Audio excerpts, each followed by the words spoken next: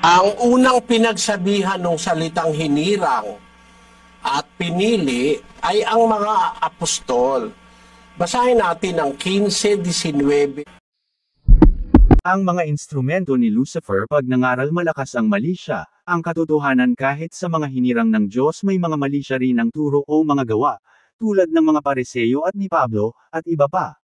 Pagpatungkol sa iglesia may nauna ng pinili si Kristo na siya nga ang Word, ang Diyos, ang kaparian, ibig sabihin ang ministry ng kaparian ang pinili sa church. Exodo Kapitulo 19 versikulo 6 ito ay may walang hanggang kasunduan sa Diyos na magsisilbi sa iglesia ng Diyos na siya ring iglesia ni Kristo bilang iisang iglesia ng Diyos, at dahil sa ibinigay ng Diyos, Jesus ang kaarian ng Diyos o iglesia sa mga Romano pangunahin ng Europe ang lahi ni Esau anak ni Isaac, dahil ang pangako kay Abraham ay patungkol kay Isaac at sa mga lahi ito, kaya imposibleng ibigay sa Pilipinas o USA, kaya natural dahil sa binigay ang iglesia, lahat ng nasa iglesia ay ibibigay sa mga Romano maliban sa Diyos, Jesus na siyang ulo ng iglesia, kaya dahil sa ang priesthood o kaparian ay nasa nga Romano na, natural ang pangasiwaan ng iglesia ay nasa kanila na ang ulo ay ang Diyos, Jesus, at dahil iisa lang ang ministry, natural lahat ng mga lingkod ng Diyos ay pari o sakop ng priesthood ministry,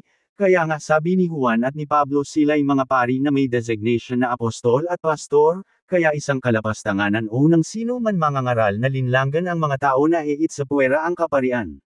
Walang nakalagay dyan sa Juan Kapitulo 15 versikulo 17, at Efeso Kapitulo 4 versikulo 11 na ang mga yan ang unang hinirang sa iglesia. Hinirang ang mga iyan ni Jesus dahil nakasulat na hihiyay ng Diyos ang kaparian, nakasulat yan sa aklat ng Malakias. Paano nyo sasabihin na una ang apostles? Si Jesus high priest yan, at hinihimok o pinapayuhan ni Jesus na lumapit ang mga tao sa mga pari, ni kahit ang mga apostles ay ipinasok nila sa mga pari ang mga aral nila.